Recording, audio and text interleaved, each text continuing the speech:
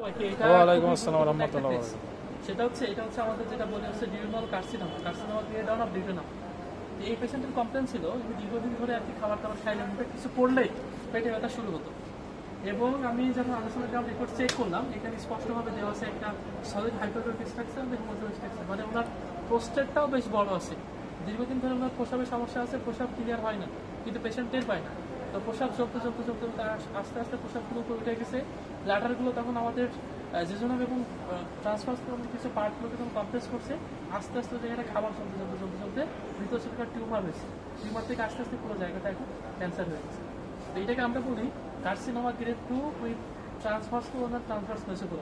তো এই পেশেন্টকে যখন আমি চেক করি তখন মোটামুটি ওনার সে অ্যানিমিয়া রয়েছে। দেখি বাবা হাগর তো জোরে জোরে শ্বাস নাও, তো একটু শ্বাস নাও জোরে জোরে জোরে জোরে। ব্যথা দেখলে আমাকে বলবা, হ্যাঁ, যে এখানে ব্যথা। তো মোটামুটি যদি একটু খেয়াল করেন, এখানে সিস্টেমটা একটু ভালো করে আছে। ওনার ভিজিবল স্ট্যান্ডার্ড ক্লাস্টারগুলো দেখা যাচ্ছে, ট্রাকিয়া রাইট দিকে লেফট হয়েছে এবং ডোম দুইটা বাইপেডাল শেপ হয়েছে এবং দেখা যাচ্ছে অ্যাসাইমেট্রিক্যাল একটা কানেকশন হয়েছে। তো এখন এই ধরনের পেশেন্টগুলোর একমাত্র ট্রিটমেন্ট সার্জারি করে যে টিউমারটা আছে টিউমারটা কেটে বাদ দেবে। বাট যেহেতু ওনার প্রোস্টেট একটা ছোট্ট মাস রয়েছে, ওনার আগে প্রসাবটা ক্লিয়ার করতে হবে, ইকোকার্ডিওগ্রাম নর্মাল করতে হবে, হার্টবিট ঠিক করতে হবে, তারপরে অপারেশন। তো আপনি আমাদের এখানে কতদিন আছেন, করতেছেন কতদিন? কয়দিন আইছেন? 3-4 দিন। 3-4 দিন হচ্ছে।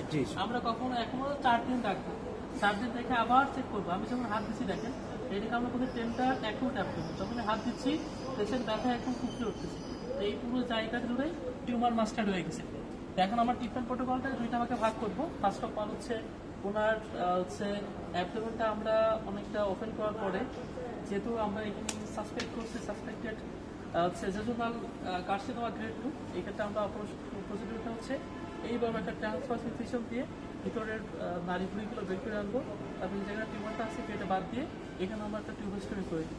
পেশেন্ট পায়খানা করবে এই পর, তারপরে ঝাড়া শুকাই গেলে আমরা আবার বাইপাস করে দিই। ঠিক আছে।